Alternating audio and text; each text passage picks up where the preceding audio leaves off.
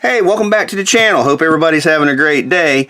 I've had a few people ask about the distributor gear failure that initiated the 408 swap in my race car to start with. And this is the distributor, the culprit if you will. It's a standard MSD 85805 tall shaft to clear a Victor Jr. manifold on a 351 Windsor. I use them on pretty much all the 351s I build. I have great luck with them. I love them to death. But in the past, I have been running a bronze gear with the solid roller setups. And I was having what I would describe as an excessive amount of bronze in the main bearings with certain blocks when I'd tear them back down. And on those same engines, we were having to replace the distributor gear once during the life expectancy of the engine, which with a bronze gear, you know, it's a consumable. But I just didn't like the amount of bronze I was finding in mains. So this time I decided to switch over to this carbon graphite gear. Now this is the only one I've had fail. And I got a couple of more running around out there. One's in a race motor, one's in a street motor. The street motor is a 347 stroker with an E303 Ford racing cam in it. It's got over 100,000 miles on it now and the gear's still doing fine. And he has pulled it out and looked at it since I had this little problem. And we will probably replace it soon just because he's now nervous.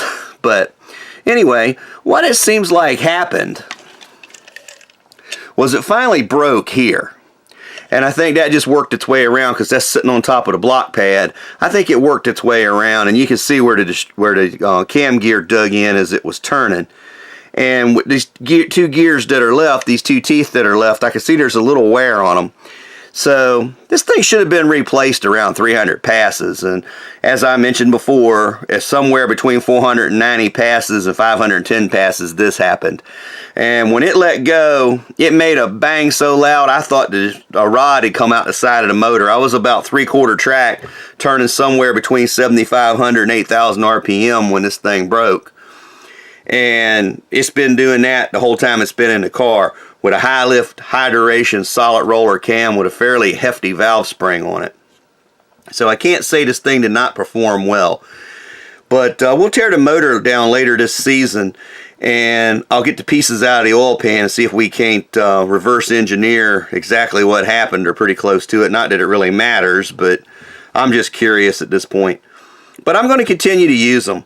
I'm going back with the new motor that I'm building. I'm going to put one of these on it for the same reason. I just don't want the bronze in there because of the main bearing thing. That should answer any curiosity questions anybody had. I think it may have bent the shaft. I got to get the shaft out and get it up in a lathe and see if it's bent. If it's not, I'll reuse this distributor.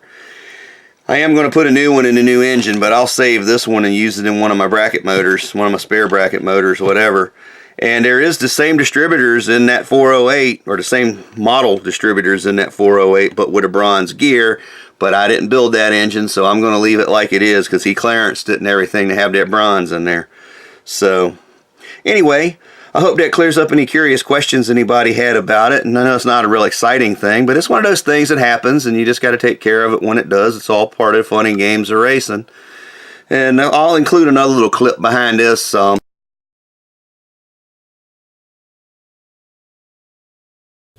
This is going to be my little quick tip and trick for the day. This is a regular old transfer pump like you could pick up at any local hardware store. That is just a basic water bottle.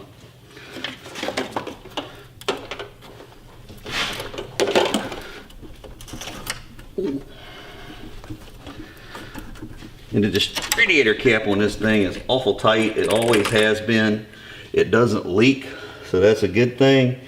And it's only down maybe a quart of water, a little less, so that's not terrible.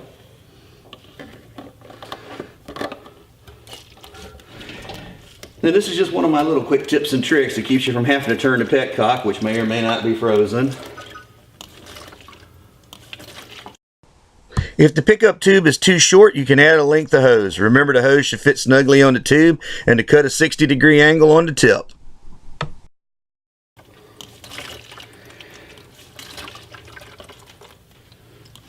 Yeah, you'd be surprised at how fast you can pump the water out of one of these things with these. Thanks for watching Fab Race Mod Repeat. Please like, comment, or subscribe below. And we'll see you next time. Have a great day.